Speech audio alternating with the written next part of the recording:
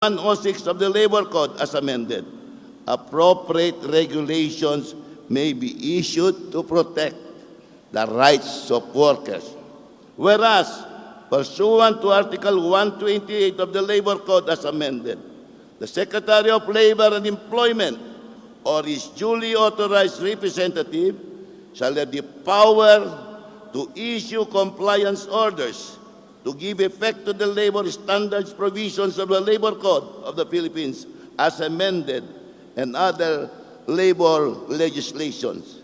And whereas it is the declared policy of government to protect the workers' right to security of tenure by eradicating all forms of abusive employment practices through the strict implementation of the provisions of the Labor Code as amended.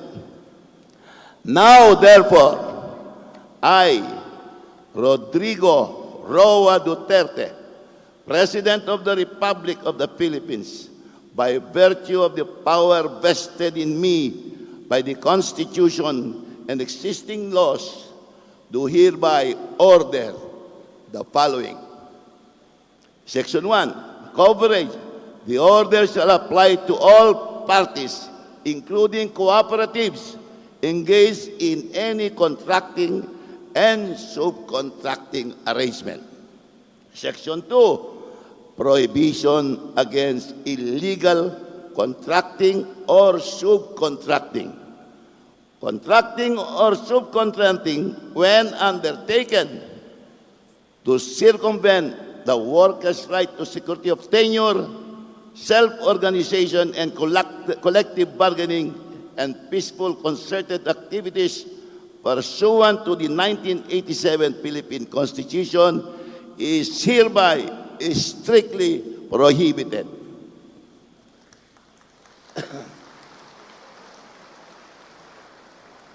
Security of tenure refers to the right of employees not to be dismissed or removed without just or authorized cause and observance of procedural due process consistent with the Constitution, the Labor Code as amended, and prevailing jurisprudence. The Secretary of Labor and Employment may, by appropriate issuances, in consultation with the National Tripartite Industrial Peace Council under Article 290, Paragraph C of the Labor Code as amended, declares activities which may be contracted out. Section 3, effect of violation. The principal engaged in any arrangement in violation of this order shall be considered the direct employer of the contractors or subcontractors' workers for all legal purposes. Section 4, enforcement of labor law standards and working conditions. Consistent with Article 128, visitorial and enforcement power of the Labor Code as amended and pertinent implementing rules, the Secretary of Labor and Employment, through his or her duly authorized representatives and deputized labor and employer representative, shall conduct inspection of establishment so as to ensure compliance with all labor laws, including this order. They shall have the full access to employers' records and premises, as well to any personnel or at any time of the day or night, whenever work is being undertaken therein, and the right to copy therefrom, to question any employee and investigate any fact, condition, or matter which may be necessary to determine violations of which may aid in the enforcement of the Labor Code as amended and any other labor law, wage order, or relevant rules or regulation.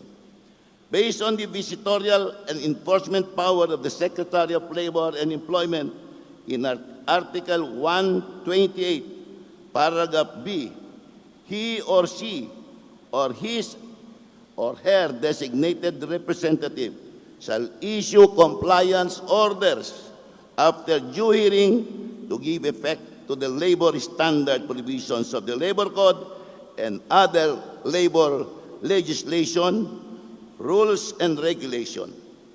Compliance orders affirmed by the Secretary of Labor and Employment shall be immediately executory unless restrained by appropriate court. In case the compliance order involves a directive to regulate workers, the employment of the latter shall not be terminated pending appeal of such order except for just or authorized cause. Any termination of workers pending appeal shall render the compliance order involving regulation of workers immediately executory. Section 6. Sanction.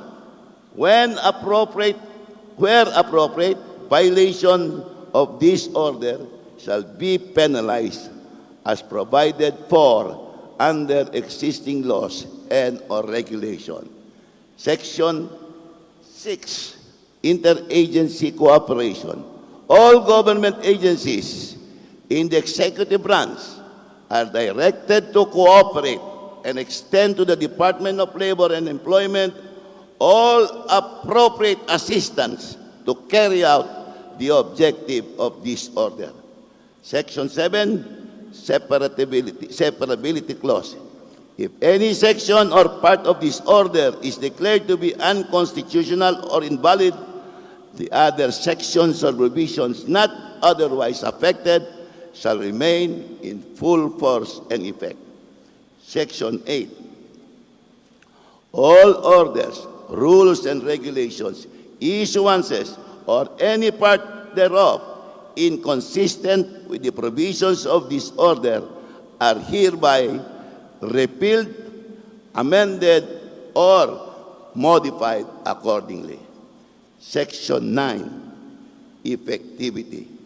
This order shall take effect 15 days after publication in a newspaper of general circulation. Done in the city of Cebu, this first day of May, in the year of our Lord, 2018. Signed, Salvador C. Medeldea, Executive Secretary. Salamat po.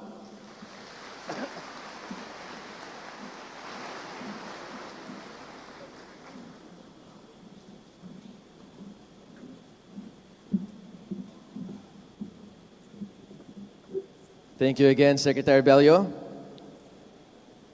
But, grabe, pinapagod natin si Secretario. Because we'd like to request your presence again, along with the President, Secretary Bello, to award a teaching kit to Mrs. Revany C. Figues, the representative of the 42 teachers who were former OFWs and were given Department of Education Teacher 1 plantilla positions under the Sa Pinas, Ikaw ang Mamser, or SPIMS OFW Reintegration Convergence Project. May we request the 42 teachers to please stand up? And let's all give them a round of applause.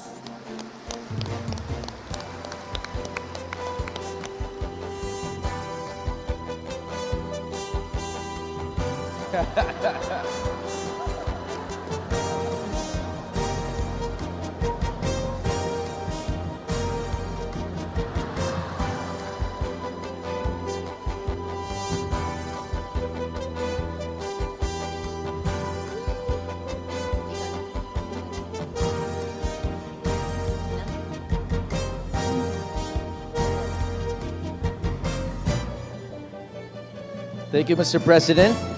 Thank you, Mrs. Figues. And of course, to our 42 teachers, thank you so much. Congratulations.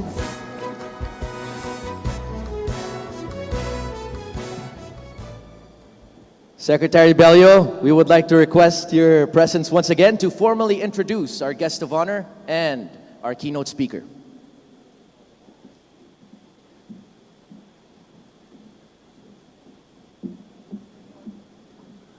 mga minamahal kong kababayan, mayong kaigalan, mga bagong bayani, ang ating minamahal, mapagmahal at minamahal na Pangulong ng Pilipinas, Mayor Rodrigo Roa Duterte.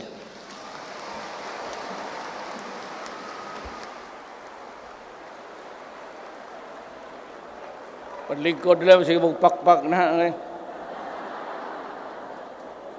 I'd like to acknowledge the presence of President Gloria Arroyo, Macapagal Arroyo,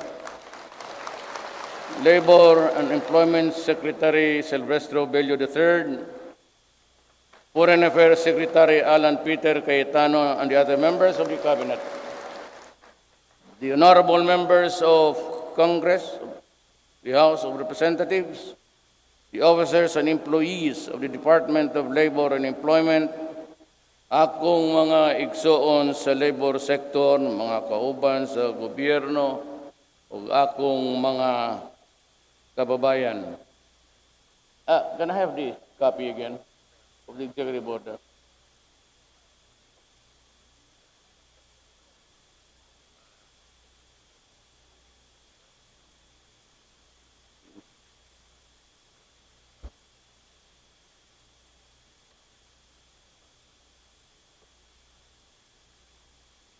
I'd like to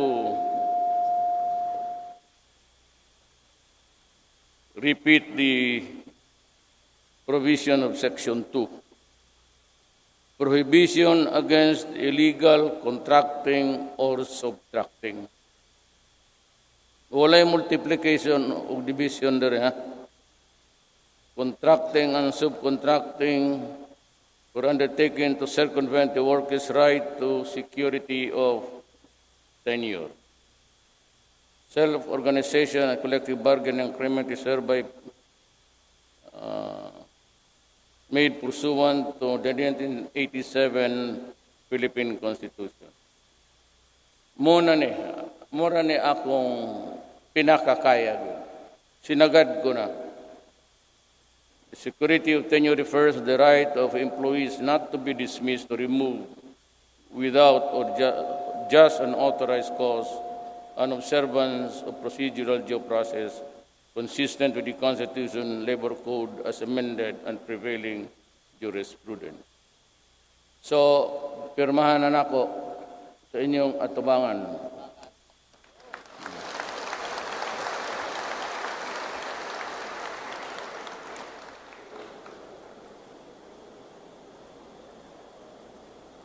Wala na ako papirmahin ganina kay gusto na ko ako'y mupirma sa inyong atubangan.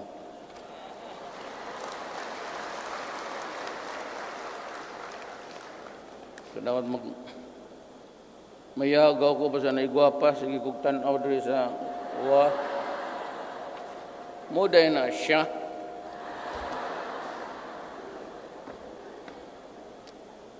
Well, I hope that with all that I can do legally, there could be an impact sa inyong reklamong non-security of tenure. Basahon ko ng ako, more than a century has passed since the very first Labor Day was celebrated, and yet the struggle for a better life for our beloved workers continues. I assure you that this government will never cease in its effort to provide every Filipino worker with full, dignified, and meaningful employment. They deserve no less than decent and comfortable lives. For this year's Labor Day, we are pushing for better protection of migrant workers, especially those in the vulnerable groups such as the domestic helpers or workers or household service workers in the Middle East. All avenues to boost the level of protection for our kababayans abroad will be pursued, particularly those who are in Kuwait. We must also make sure that the necessary protection of the OFWs leaving for Kuwait are in place before they are allowed to to be deployed. In our own backyard, we will bring job seekers and entrepreneurs closer together with wide range of employment and business opportunities. We will provide various trabaho, negosyo ng kabuhayan, job, and business fair sites nationwide, where more than 140 job vacancies from private employers will be made available. Close to 8,000 vacancies in government agencies are also open to all qualified applicants. Aside from that, Dole will also award livelihood projects worth 93 million to more than 10,000 informal sector workers. The DTI will also give training and other assistance through negosyo centers. There is also a descuento caravans for workers so that they can purchase basic commodities and discount prices. We continue to strengthen the efforts to provide our beloved overseas Filipino workers with decent work, humane treatment, better working conditions, and social protection. We shall ensure the reintegration of repatriated overseas Filipino workers by helping them and their families to grant of loans, livelihood packages, scholarships, skills training, and employment opportunities. I remain firm in my commitment to put an end to ENDO and illegal contractualization. However, I believe that in order to implement an effective and lasting solution to the problems brought about by contractualization, Congress needs to enact a law amending the labor code. Alam mo, dugay na it's outdated.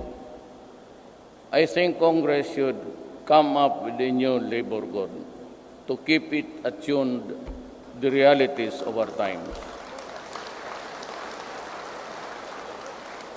I could only do so much, and a mere executive order is not enough because you have to change or modify or entirely abrogate some of the provisions there is sa atong balaod.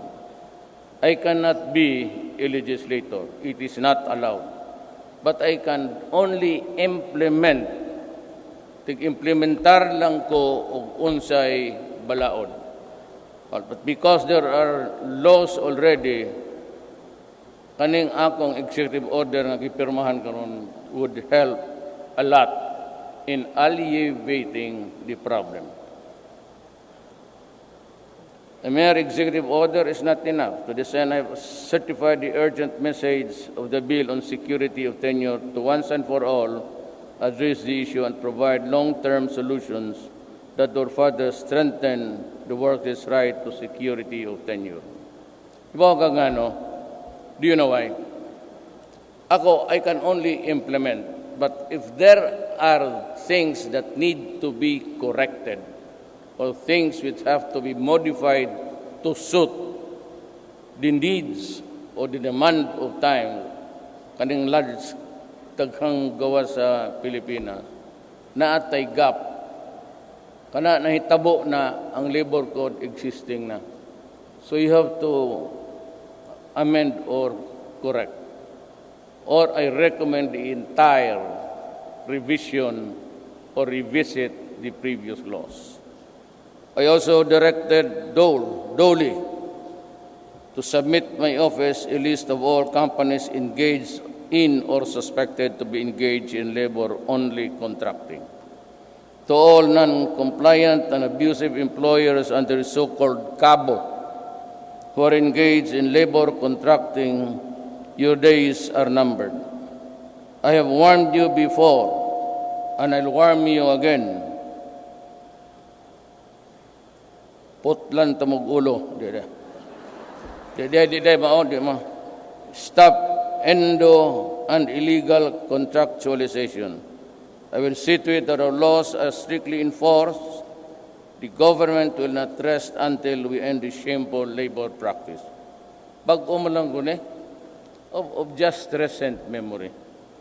Ang kaning nakadaot, pareho sa, kaning ginareklamo sa komunista, kasi maglungsod, komunista man na. Labor leader na dito sa Mayo Uno, pagsaka na ko sa bukid, nagbit-bit pa og pusil niya, nagkapatig, nagkabuts na. Kasi yung ginabuhat nga rin. Makikpatay ka. Uli nga to sa, nagkadri na gyud na siya, tinuod lang. Ginanan ko siya nga, amigo mo yung gumus mga komunista. Karon away mi, niya amigo na po dron, kayo, istorya na po mi. Ambot ni mga yawa, kano sa mga undang ng buisit. Pero, siya ba na si Kim Cho? Ikaw yan, ma'am.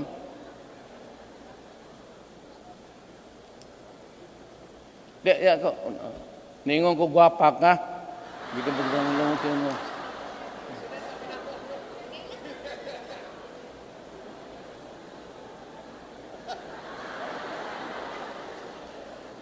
Nasa ka ito to?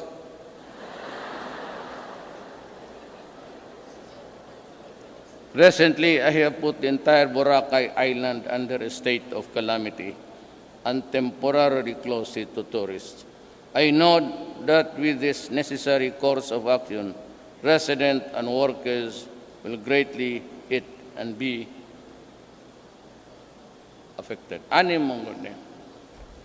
You know, Boracay is almost the crown jewel of the country.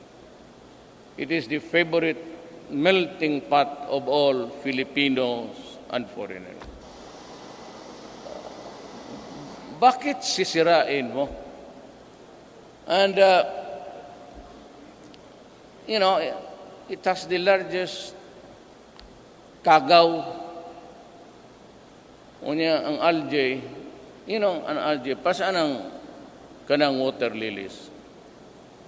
Those are really the defense of nature. Hugaw na gani kaayo ang dagat o ang kanang suba, river. Musugot kag sa dili, they will just appear suddenly. It is a sob, tuana sa ilawom sa yuta, sa river. Unya kalitang mudaghana sila. It's because the water is really polluted. Ang kanang mga water lilies giingon nila kanang algae, daghang kaayo, baga, abi ni mo mga sagbot na diya sa ilawom. Actually, it is a defense mechanism of nature. Basta baga na kaayo na, abot pasabot daghan ng kagaw. And nature fights by munang manggawa sila. Ang water lily, basta unsaon mo og guyod, imong hipuson tanan. Once there is an excessive intoxication sa kagaw, mugawas gina sila naturally. And that's what's happening in Boracay. Sa ilaw, naga-harvest sila ng mga algae. It's because it is heavily contaminated. Ako, kamong taga Boracay, nagbinisaya lang ko, ayaw mo dali-dali. Ang Boracay, ang kategory ana is forestal and agriculture.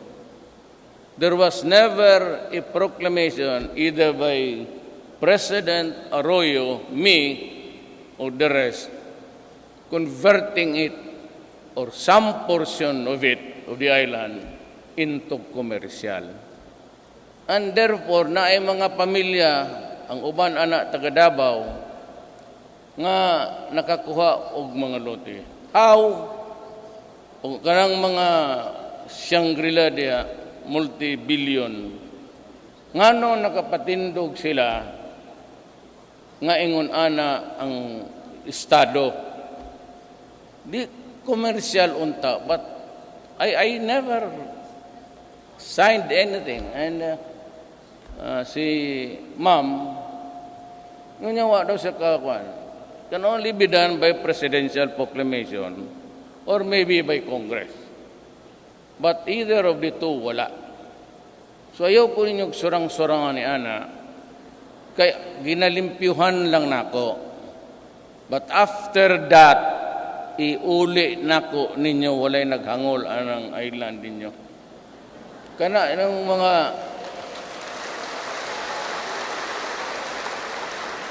pagmuan na mangkungan ha, dili kay mo tayo lang ako sa island, di po ko maligo. Magsuroy-suroy lang ko sa baybayon. Kay kanang mga babaeng, halos maghubo na lang. Pareha ni Secretary Simato. Gisugo na ko adto-ngadto. Nga pag-ugba ang nagawa sa newspaper, nagsusuroy da place dagat, nagsigtan-out ng mga babayang puti. Nakita na picture ko, unsa ka man, gisugo, taga nga to pagpanlimpyo. Manong kasuroy-suroy ka man dia? Pero Roy Simato, si former general, assigned sa Davao niya to. Ed De Rosario, sa NHN, assigned na task force Davao. Kailan ako na silantaran. Masaligan gin ako. Anyo, recently retired as the Chief of Staff, istrikto kay na sa mga pulis. Otong sige kog ingon, kinsa may inyong gustong iilis, so I rattled off 3 or 4 names. Ingon dahil sila pag-abot kang Agbayalde. Ayaw na, sir. Pidang istrikto ko na. Manipa pa na. Wow, sir, gina siya lami. Ngilad o batasan. Kaamo ba? Anak day na siya? Hala, kangilad day niya, no? Oo, sir. Mga tubi po kawon, may kasaba, patiran. Anak na siya, ha? O, sige. Kung ang istorya tawag na ko sa Bong, ingnas anyo, si Agbayalde mo ibutang. Kaigit-igit ro mga buang. So, hindi gusto nga istrikto. Ay, gobyerno kinang lang istrikto. Takay dili ni ato. Dili man nga imo propiedad nga imo lang dua-duaan. You know, there is only time to be maybe soft and a time to be hard. But if it is something that would destroy, dili man na inyo. I'd like to say, I more or less, para mo advertisements o sa watch, that you just take care of it for the next generation. Sabi mo yung mga anak ninyo, napay pakigkitaan. But you have to maintain a certain level of sanitation and environment, at least tolerable. Ang akong katingad, nganong nisugot mo diya, kamo sa mga residente, why did you agree nga ang kanang mga kanal diya gihimo og sewer og sewerage? Unya padung pagyud nga tos dagat. May lang untag tubol gwapa. Og tubol og tiguang.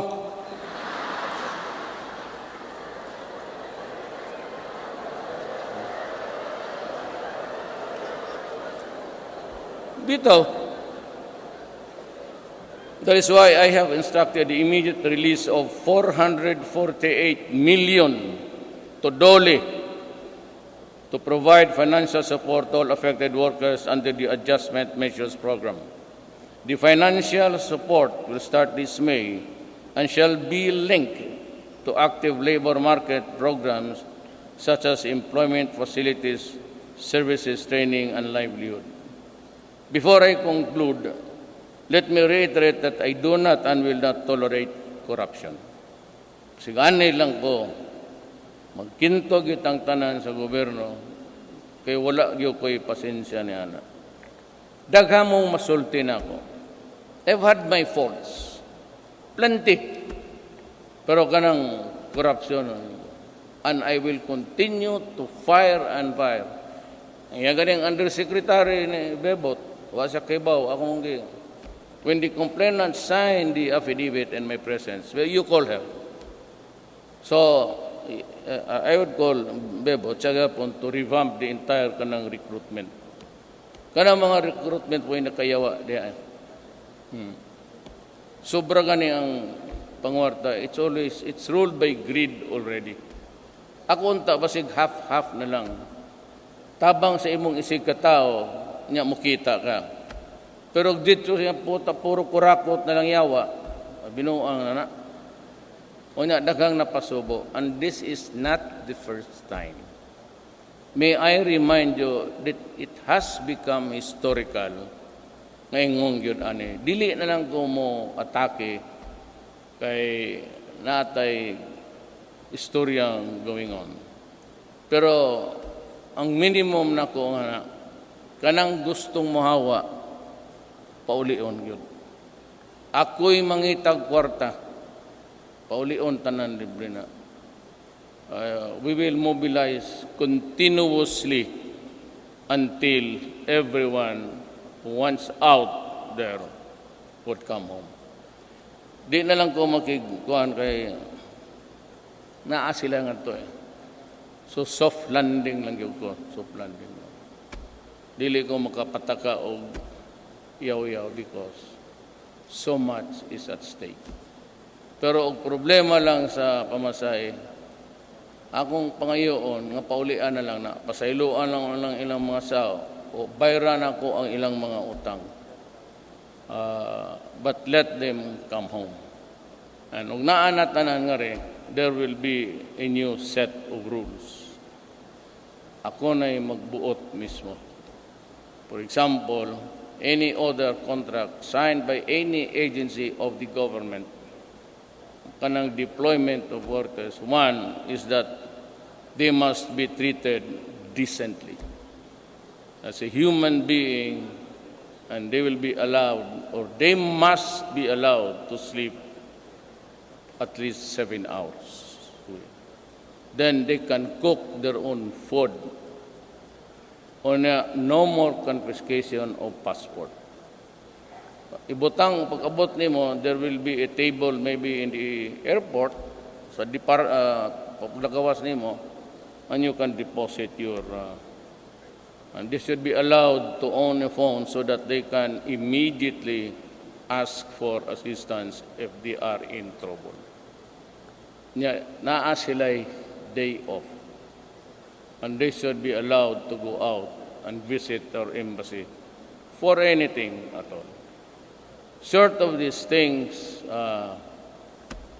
I would direct the Labor Department to bahala nang magkalisod ta. Ang among balay, naman ko'y balay, kamong taga Davao, taga Davao, gamay mo lang na. Pero kung gusto mong mapuyo dito, matulog mo nga ito, dawaton ta mo. Pero tungod sa kagamay, kasi maabot tag 200, pagtuog na to, magtindog lang ta. Di markaya. Di ba po ka matumba kay na may mong kasandigan.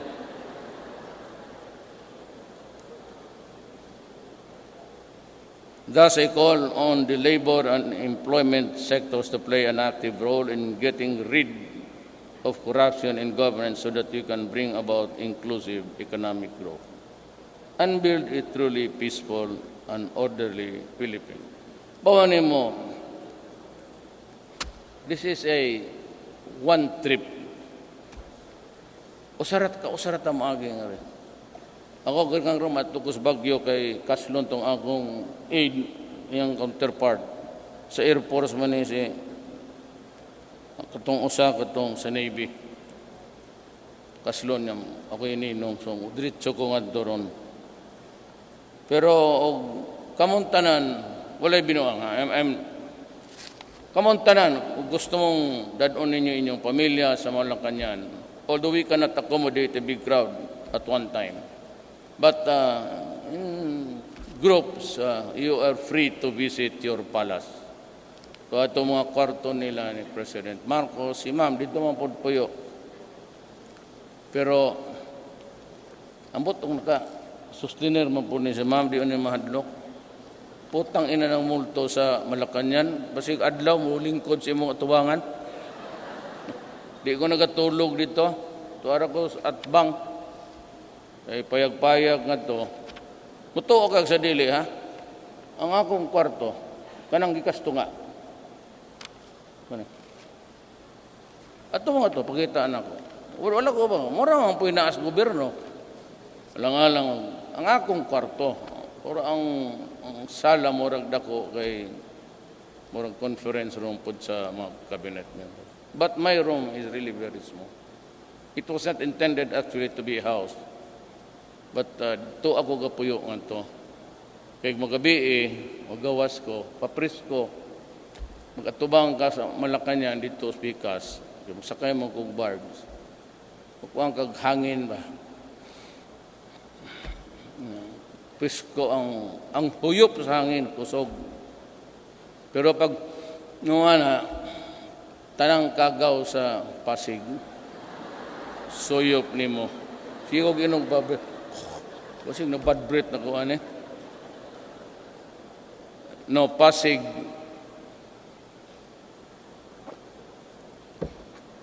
Pasig, makanang murag Pasig sa Singapore. Took them 10 years on the Likon.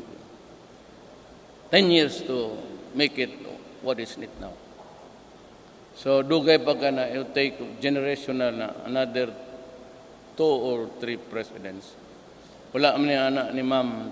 Ano may sa langit kasi gigampo. Pero ako mulantaw ko kung kita mo, ay matusiguan. So, mura na ang kabili ninyo, giklaro na nako. Ang panawagan atong herbatong gabutang og lansang sa ilang kamot. Katong mga labor leader gabutag lansang kay napako daw. Di naman mong yawa.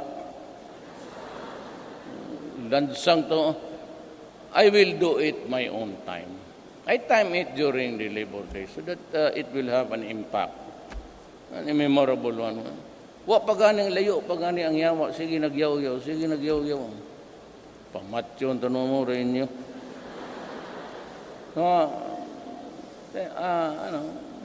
It's a timing, all timing in life. Para may impact po ba. At ako matong gituyo, you recall, di ko nakatubag. Duterte, pasista, bata ng kano. Utang ina, kanus ako na bata ng kano. Gusto magig-istorya na nila. It's always a time for everything. A time to be mad and a time to be sober.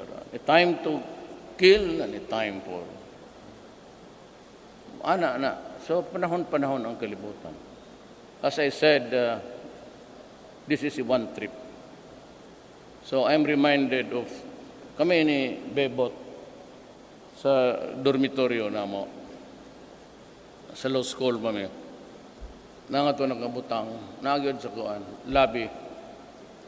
I expect to pass through this world but once. Any good, therefore, that I can do to my fellow creature, let me do it now. Let me not defer or neglect it, for I shall not pass this way again. Kisa kung hindi gusto mo tabang, magpabor ko kapitalista. No, without the kapitalista, wala man pud mo. Ug wala pud mo wa kapitalista. It's always a balancing thing. Without the capitalist man unsa man po atong i-generate og trabaho? So, wapoy susaon ni mo utang og kwarta, wapoy. But there's somebody sa Bicol, ingon niya para Bicolano lang. Forgot he wrote me a letter. Said, tanang taga Bicol nga mauli sa inyo, he will absorb everywhere. Iyang one, kaya sige na mag-construction. Kana lang railroad Manila to Bicol, porti na na trabaho, anak. Dili man mo duhat tulo lang. Kada portion na nag-employment. So, we're getting maybe good results sa atong negotiation. But next year, maluoy Ginoo, in the fullness of God's time, maybe we'll have a better Philippines. But kana gud tanan, dili mandag revolution. Kana sila Joel maglungsod, kana sila mga komunista. Amigo pugod na sila. Ana used to tanang mga army, police nga ilang madakpan, mabihag. Ako gi mangunay anywhere in Mindanao. Ako mulupad og helicopter, mulanding ko da sa Lasang. Kuha na ako. Amigo mami anak nila, nagkasugod lang eh. Give and take yun. The problem when I became president, lain ang istorya. So, magsulti sila pag-ana, talk, okay, we talk again. Pero, no coalition government. Because the Constitution says that the power of sovereignty resides in the people. And all authority emanates from them. So if we cannot exercise all of the power of sovereignty, kay daghan million god, we elect officials and leaders and members of Congress. Sila gitagaan, ako gitagaan, ipagunit lang for and in behalf of the Filipino people. We do not own it. So, kung kanang komunista gusto mo, pasod, payag ako. Nagpasod ng gani ko mga komunista, Tigualo. Gusto naman undersecretary man ron. So, ako ba silang gi-accommodate? Pero kanang butang nga di nako mahatag, Big simply says that officials must be elected. So how can I? It's not mine to give. Maybe if we join government, ginang kubitaw sila na ito, ang original member sa partido ng bayan, ako pati si Bebot. At tumigman nila, post-Cory, revolt. Pero yung sige na meeting, pumasok na yung hardcore, pati ang NPA, sabi ko kay Bebot, I will not, and I cannot fight my own country. So, lisod ni Bot, nauna ko uli na ayaw ko. But I am for the granting of, basta kaya lang. But, in a communist regime, I don't think I will survive. Basig ako na puno ay mag-rebelde. But kitantanan, wala kaming hangarin. Yung madalamig mga regalo, mga kwartas, dato. Kita lang ko sa iyo. Pila ka tuig nga way bayad. Pag abot na ako, 10 days. Ulit na. Ang kanang pre-15, gihurot. Kuyuli na. Takag tulog ka adlaw. Uli. Kaya ko ninyo binuangi. Wala ko yung ginapaborang. Ang akong oath of office, Filipino people. I am sworn to protect the people and preserve the Filipino nation. Daghang salamat.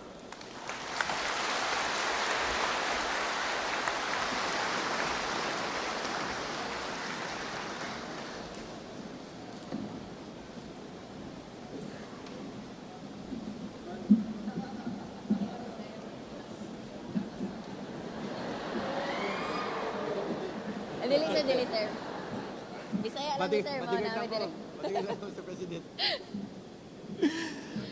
Mr. President, thank you very much. Thank you. Ladies and gentlemen, please, let's all thank Mr. President Rodrigo Roa Duterte for his inspiring remarks.